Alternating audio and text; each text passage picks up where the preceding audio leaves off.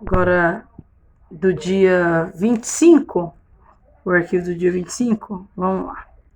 No estudo de juros simples, os juros não são acrescentados ao montante obtido no final de cada mês, e sim são calculados sempre sobre o mesmo capital, que permanece o mesmo valor durante todo o período. Isso no simples. Agora, regime de capitalização simples é o sistema de capitalização no qual os juros são sempre calculados, tendo por base de cálculo o valor do capital original, lá do início. Agora, no regime de capitalização simples, a evolução dos juros ocorre de forma linear ao longo do tempo. A aplicação dos juros simples tem utilização limitada nos dias atuais, pois que o mercado financeiro adota por critério os juros compostos, que veremos a seguir, limitando-se à utilização dos juros simples para operações financeiras de curto prazo. Vejamos a situação problema. Kleber guardou 16 mil por 3 anos e 2 meses. Recebendo juros simples à taxa de 9% ao ano, verifique se o montante que Kleber acumulou nesse período dá para comprar um carro de 20 mil. Como nesse caso a taxa de juros se refere ao período de um ano e o tempo é dado em anos e meses, devemos fazer algumas transformações. Bom, aqui temos 3 anos e 2 meses, que é igual a 3, 2 sobre 12, né? Esse 2 sobre 12 do ano. Então, convertendo tudo para meses, 3 anos dá 36 meses, mais 2, ou 38 meses. Bom, agora 9% ao ano, se eu for dividir ele ao mês, vai ficar 9 sobre 12, 0,75% ao mês. Que dividido por 100, para me tirar, para ficar em número decimal, tirar o símbolo de porcentagem, fica 0,0075 ao mês. Agora vamos calcular o montante usando a fórmula.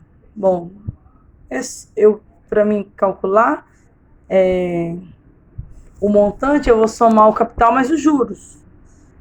E o juro eu sei que é CIT, capital vezes a taxa e vezes o tempo.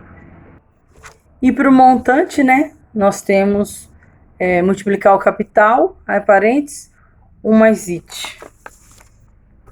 Que é uma das formas que a gente já usou, né? Montante é igual o meu capital mais os juros. Montante é igual capital. Quem que são os juros? O CIT. Montante é igual. Eu tenho C nos dois, então eu posso colocar em evidência, tá?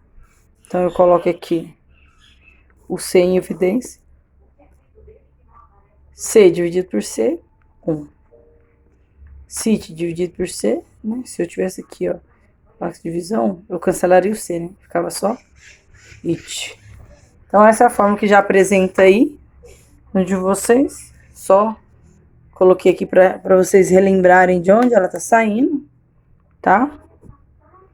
Então, aí quais são os dados que a situação já me mostrou lá? Que eu tenho. Guardou 16 mil.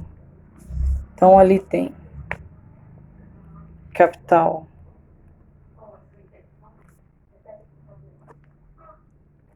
R$16.000, a minha taxa de juro 9% ao ano, transformamos em meses, né?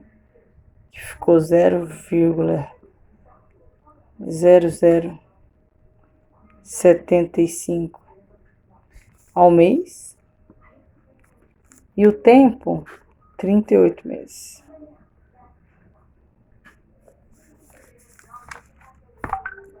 Agora o que eu faço?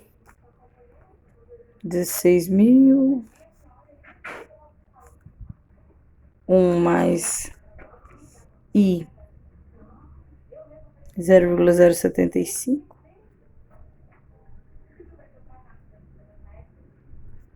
vezes 38, certo? Então,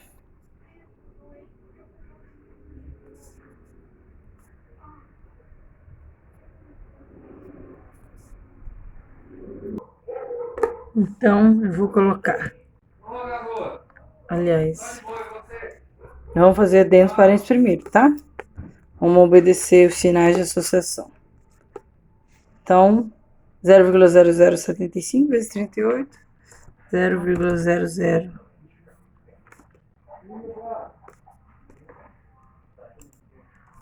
0,0075 vezes 38,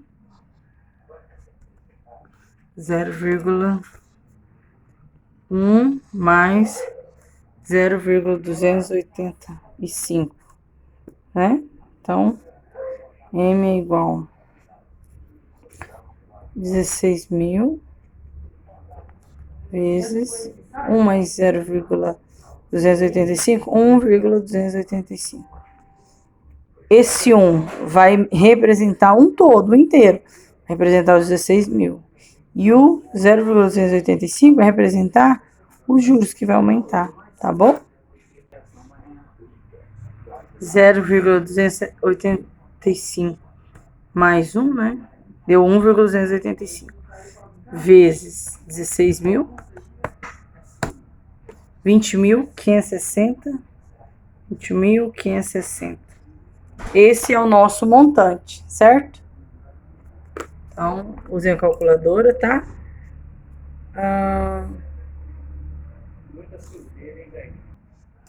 Bom, 16.000, fazer de novo. Vezes 0, não, vezes 1,285, que é 20.560. Ali, ó, no montante, houve um erro de digitação, tá 10.000, mas eu sei que vocês já tinham percebido há muito tempo que era 20.560. Então, ele consegue sim, né, comprar o carro que é de 20.000. Consegue. É importante lembrar que a taxa e o tempo considerados devem estar sempre em uma mesma unidade, ou seja, se a taxa anual, deve-se considerar o tempo em anos, se for mensal, o tempo em mês, etc.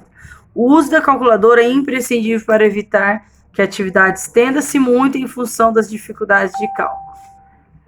E que você deve sempre relacionar taxa e tempo. Então, taxa e tempo tem que conversar na mesma língua, tá? No mesmo tempo. Taxa anual, tempos em anos. A taxa mensal, em meses. Taxa diária, em dias. R$10 daqui a 5 anos valem menos, mais ou menos que R$20. Observe que o valor das notas não é absoluto. Ele depende essencialmente do tempo e da taxa de aplicação aos quais podemos submeter o dinheiro. Assim, R$10 hoje podem valer muito mais que R$20 daqui a um ano. Isso depende da taxa que se consiga para fazer o dinheiro render, seja na poupança, em um investimento em ações, etc. Exemplo.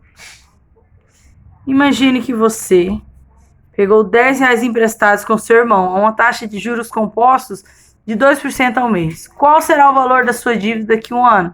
Para resolver o problema, precisamos deslocar o dinheiro no tempo. Ou seja, R$10 hoje vale quanto daqui a um ano? A essa taxa de 2% ao mês.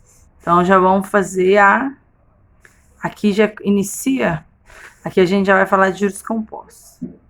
Então, agora vamos verificar a situação.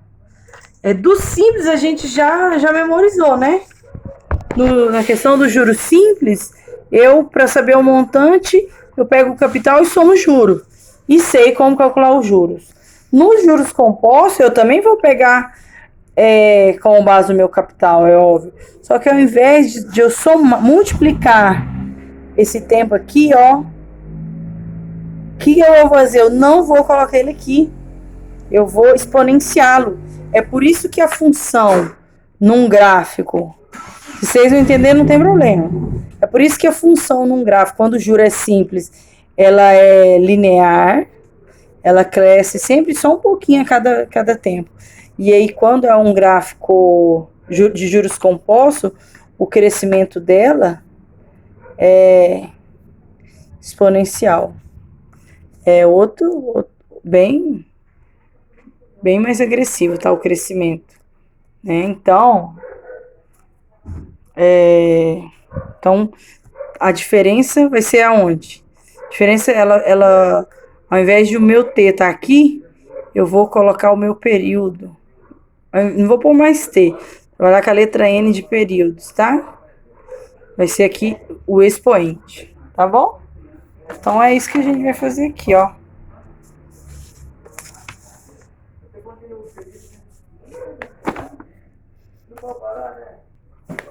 Então, ó, com essa mesma ideia do capital mais juros, no caso agora dos compostos, eu vou colocar, ao invés do tempo estar aqui, eu vou colocar ele aqui.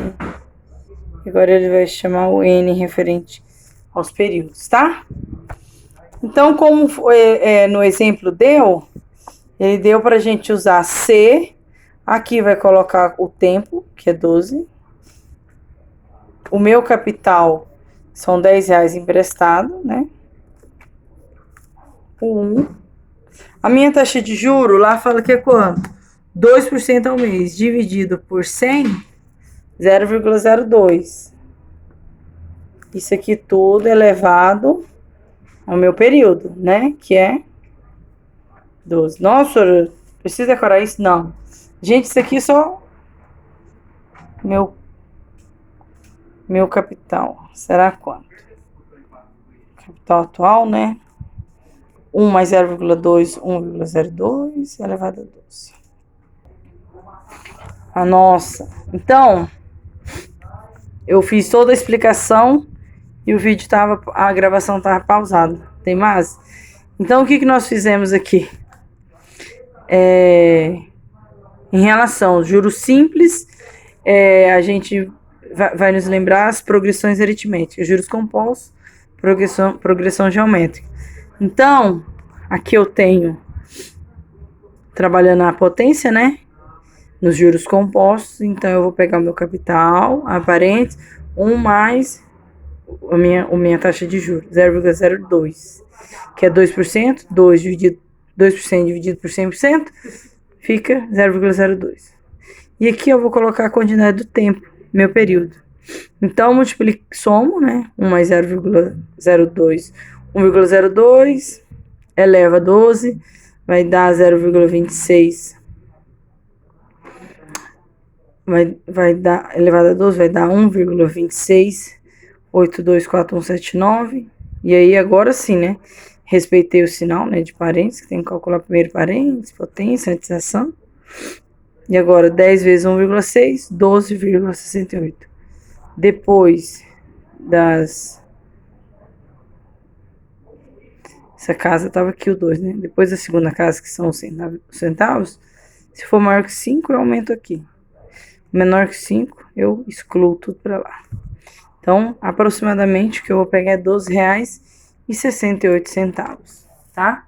O símbolo de aproximadamente é o igual com o tio em cima. E essa é a ideia, né, dos juros compostos. Portanto, podemos dizer que essa atividade mostra-se bastante interessante, pois é possível mostrar que, com conhecimentos básicos de juros compostos, todos nós podemos decidir racionalmente entre duas ou mais propostas. É lógico, gente, tem hora que a pessoa tá arrochada, que podia ter até um juro mais agressivo do que o composto, que chama, ia falar agiota, mas a ideia pelo menos assim, a gente perceber só que o composto, ele aumenta mais, tá? Então, questão 1. Vamos fazer as nossas correções, que eu sei que vocês estão doidos, ansiosos para isso. Questão 1. Fernando fez um empréstimo de 10 mil. Então, vou utilizar aqui, né, o C como 10 mil. E há uma taxa de juro, que é o meu I, juros compostos, de 5% ao mês, que dividido por 100 vai dar 0,05. Qual a dívida de Fernando? O N em períodos, 5 meses. Qual que é a dívida, sabendo que ele não efetuou o pagamento nesse período? Então, vamos lá? Eu tenho Eu tenho lá aqui o meu... Ele só quer a dívida? Ele... Vou pôr M de montante, mas quem quiser pôr C5, representando... Se você já tem um costume, o hábito, né? De pôr... Pode ficar à vontade. Então, o meu montante da minha dívida vai ser o C, 1 mais I elevado a N. Meu montante, quem que é o C? 10 mil. 1 mais I. Quem é o meu N? Meu N é 5 meses. Ah, a taxa de juros já tem, gente. 0,05. M é igual. Agora, primeiro vamos respeitar a prioridade. Parênteses é prioridade. 10 mil. 1,05 elevado a 5.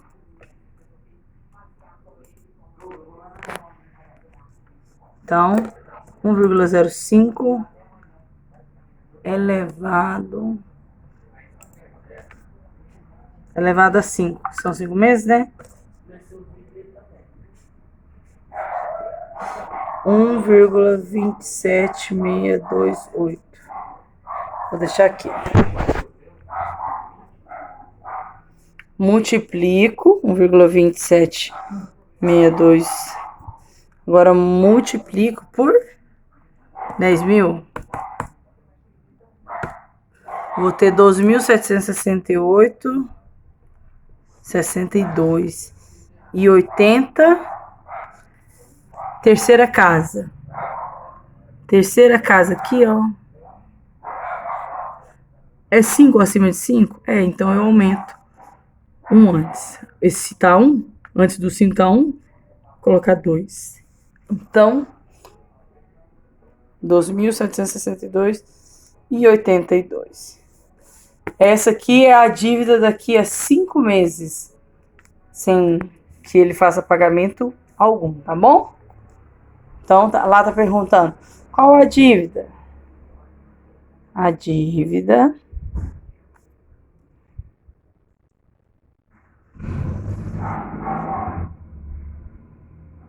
será de aproximadamente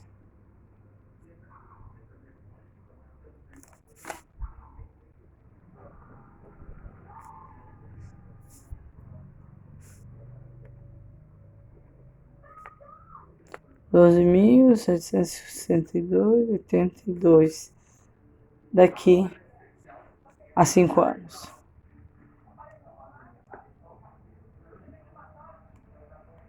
Questão 2. Então, vamos corrigir a questão 2. Questão 2. Fernando pegou uma quantia emprestada em janeiro a juros compostos, com o compromisso de pagar tudo até junho. Para seu esposo, sua dívida em abril era 11.576,25. Sabendo que não efetuou nenhum pagamento da dívida nesse período, responda aos itens abaixo. Qual foi o valor do empréstimo feito, Fernando? Preencha a tabela abaixo com os valores da dívida a cada mês. Então, vamos procurar o valor inicial, né? Vamos pegar os dados. Eu vou dar um pause para mim anotar os dados nos papéis.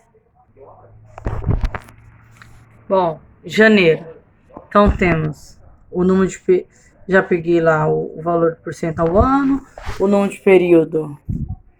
Janeiro, fevereiro, março, abril. Em abril, ele viu que estava 11.576. Então, 3 períodos. Vamos pensar assim, né? Janeiro, fevereiro, março. Então, ele pegou em janeiro. Então, teve janeiro todo, fevereiro todo, março todo. Em abril, ele já viu que estava 11 mil. Bom, então, o montante era de 11.576,25. Então, qual que era? Ele tá perguntando na letra A qual foi o valor do empréstimo feito por Fernanda.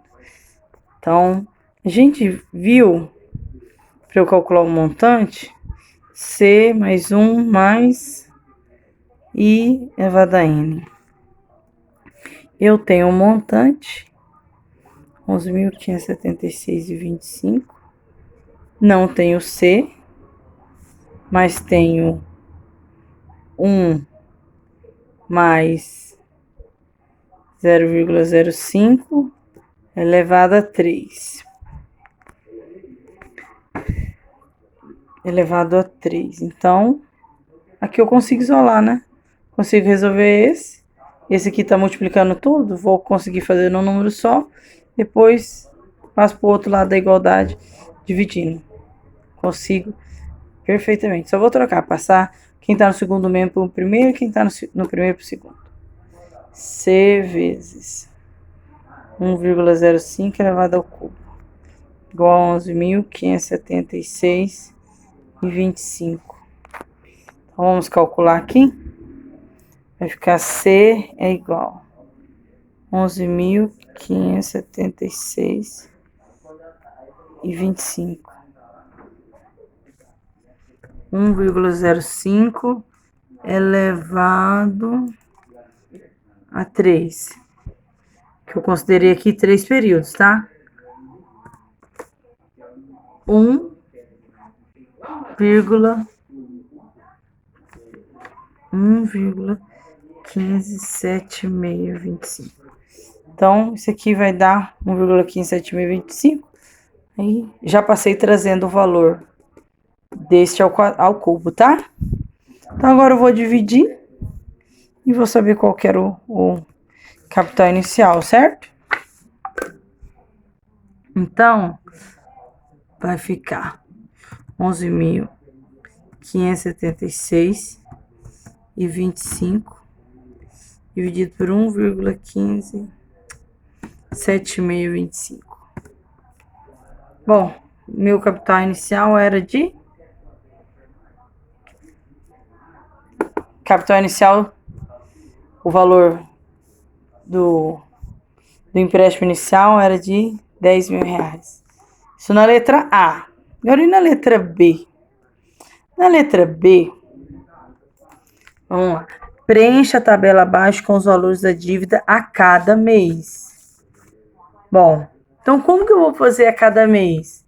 Eu vou pegar aqui, ó.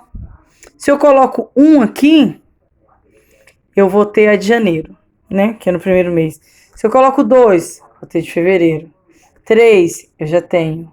4, tem que ser aquele valor que tá lá. 4, tem que ser 5. Coloco e 6 também. Então, vamos lá. Vou virar aqui. Janeiro. 10.000. No primeiro mês. No primeiro mês, 10.000. Opa, cadê a minha calculadora? No primeiro mês, 10.000 vezes, ó, fica 10.000 vezes